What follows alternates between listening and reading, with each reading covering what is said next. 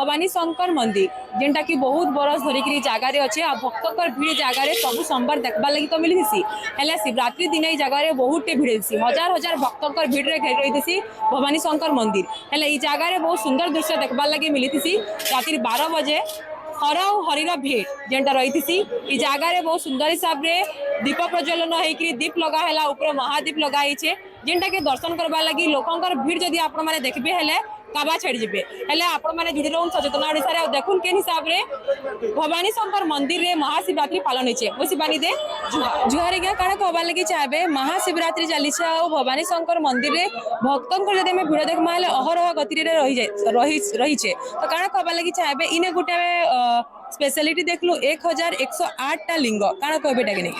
देखंतु प्रथम कथा होची ए गोटे ऐतिहासिक मंदिर भवानी शंकर महादेव ना भवानीपाटना सहर ना नामकरण करा एवं यही मंदिर रे विभिन्न रीतिनीति परंपरा अनुजाई वर्ष वर्ष धरी चली एठे 1.5 वर्ष तले आमे गोटे परिकल्पना करितलु जे जने भक्तटी आसीबो एका संगे 1108 लिंग दर्शन करिवार सौभाग्य पाइबो तार गोटे केमती व्यवस्था करा जाय परिबो तो सही परिकल्पना दीर्घ दिन कला परे प्रभुंकर आशीर्वाद नर्मदेश्वर नर्मदा नदी कहा जाए नर्मदा नदी यहाँ का हर कंकर शंकर है नर्मदा नदी समस्त पत्थर होचंती शिव शंकर तेणु नर्मदा नदी 1108 लिंग अणागला एवं विधि विधान पूर्वक यही मंदिर रे गोटे स्वतंत्र स्थान कराला से प्रतिष्ठा कराला एठिकी जड़े आसिक भक्त आसो आउ जदि दर्शन कर जमती आमर हिंदू धर्म शास्त्र मान्यता अच्छी शिवरात्रि दिन 8 शंभु दर्शन करते 8टा शंभु दर्शन करते आउ को जगह मान्यता अच्छी 108 शंभु 108 शिव को दर्शन कले अनेक पुण्य मिले से भाई 1108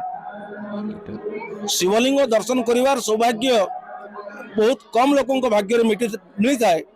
आपन पौराणिक आख्यान को जदि जीवे बाणासुर बोली जड़े राजा थिला असुर राजा से प्रतिदिन गोटे गोटे बाणलिंग तैयारी करथिला एवं प्रतिष्ठा कर पूजा करथिला तेणु से सहस्रलिंगर से मध्य प्रतिष्ठाता यही जो कल्पना अच्छे हिंदू धर्म शास्त्र भितर ताकू जदि आम विचार करवा एटिकी भवानी शंकर महादेव मंदिर को आसिले मुख्य मंदिर रे बाबा भवानी शंकर को दर्शन करिवो एवं ठीक मंदिर सामने उत्तर दिगरे अच्छी से एक आस्थान जोटी बाबा भवानी शंकर मंदिर पूर्व दिगरे उत्तर दिगरे थिबा ए स्वतंत्र आस्थान रे नर्मदेश्वर अणा जाइतिबा 1108 लिंग स्थापन करा जाइछि एवं ता सहित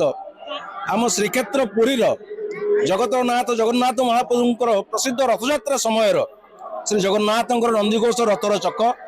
बलभद्रंकर तालध्वज रथर चक एवं देवी सुभद्रांकर दर्पदलन रथर चक अच्छी तेणु एका सांगे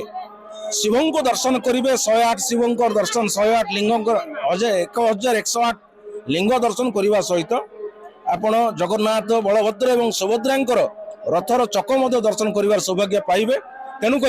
अनेक श्रद्धालु आसती एवं ये प्रभु को दर्शन करी 1108 लिंग दर्शन करी मन पवित्र करते आत्मा को पवित्र करते एवं धार्मिक चेतन ए मंदिर परिवेश टी समस्त आनंदित करें आप देखुए आज शिवरात्रि राति तमाम हजार हजार संख्यार श्रद्धालु मंदिर बेड़ा चारिपटे जागर जाली उजागर रे स्वतंत्र कार्यक्रम हम हरिहर भेट तेणु प्रभुंकर जो लीला अच्छी परंपरा अनुजाई 100 वर्ष धरी ये चली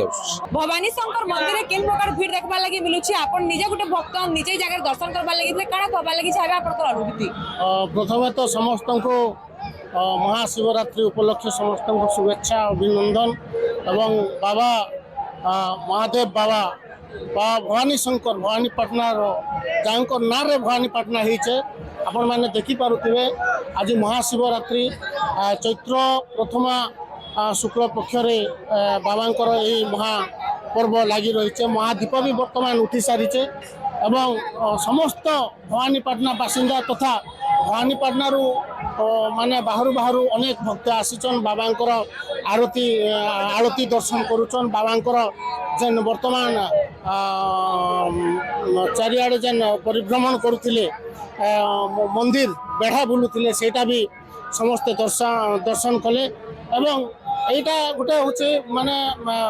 গোটে আস্থা গোটে বিশ্বাস এবং গোটে শান্তির মানে এটা পর্ব পূজা অটে এবং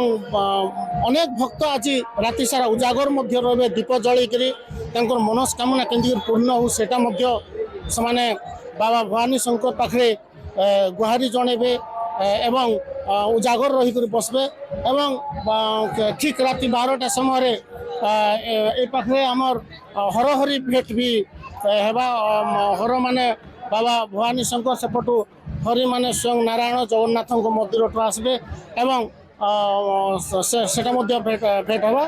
সেটা মধ্যে দর্শক বৃন্দ অতি আনন্দ সহিত উল্লাসরে সেটা মধ্যে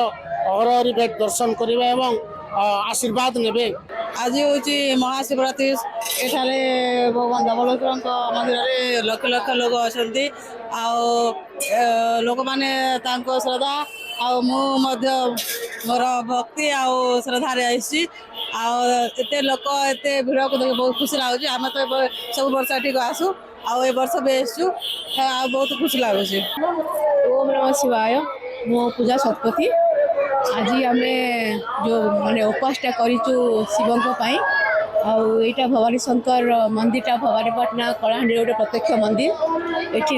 माने जो माने भी आसती मानसिक करी मानसिक भी पूर्ण हुए। एठी जागर भी समस्ते दियंती राति रे से मु भी आसी सकाळ उपास अच्छी एवं आसिलु आम बर्तमान मंदिर को मंदिर रे दीप जलैलु और जो दीपटा आमर माने दिहला जागर दीपटा जो से दीप लगिला पर आम सब दीप को दर्शन कलु आबे मु जस्ट एबे आसिली बाहर को बहुत खुशी लगुच। आशा करुँच समस्त बहुत खुशी भी लगुथ। भवानी शंकर है आस्था विश्वासटा भवानी शंकर ना भवानीपाटनाटा नाम पेथि এটা শম্ভু লিঙ্গটা এটা নিজে একা স্থাপিতটা করছি না এই মন্দির ইতিহাসটা নাই প্রভুঙ্কর। पूजा के निकरी दीपक कहबा लगी चाहे हाँ पूजाटा आम जमी प्रातः पूजा 3:30-4टार आम प्रातः आरती हुए प्रत्येक प्रहर रे आरतीटा कराए संध्या 6टारे रात्रि 9टारे 12टारे आउ 3टारे ଆଉ ରାତି 12ଟାରେ ହରିହର ଭେଟଟା କରାଯାଏ। ଜଗନ୍ନାଥ ପ୍ରଭୁଙ୍କଠୁ ଆସିବେ ହରି ଆଉ ବାବାଙ୍କଠୁ ଭବାନୀ ଶଙ୍କର ଯିବେ ଚନ୍ଦ୍ରଶେଖର ବାବା ସେ ହରିହର ରାତି 12ଟାରେ ହୁଏ। ଆଉ ଏଠି ଭବାନୀ ଶଙ୍କର ମନ୍ଦିରରେ ପ୍ରତ୍ୟେକ ବର୍ଷ ମହାରୁଦ୍ର ଯଜ୍ଞ କରାଯାଉଛି। ସେଟା 1 ଦିନାତ୍ମକ ହଉ କି 11 ଦିନାତ୍ମକ ହଉ ଯେମିତି ସେ ଯଜ୍ଞଟା ହେଉଛି। आपण मैंने देखले बहुत सुंदर हिसाब रे धूमधाम रे भवानी शंकर मंदिर रे शिवरात्रि पालन होइछे। हजार हजार भक्तों को आपण मैंने देखले लोकंकर और गुटे ई जगह रे मान्यता रहिछे कि ई जगह रे जे भी निजर मन भितरु भगवान को पूजा करथि तांकर मनस्कामना पूर्ण होइछि कहि। आज भिडियो एतकी थिला हम शिवानी दे जुहार।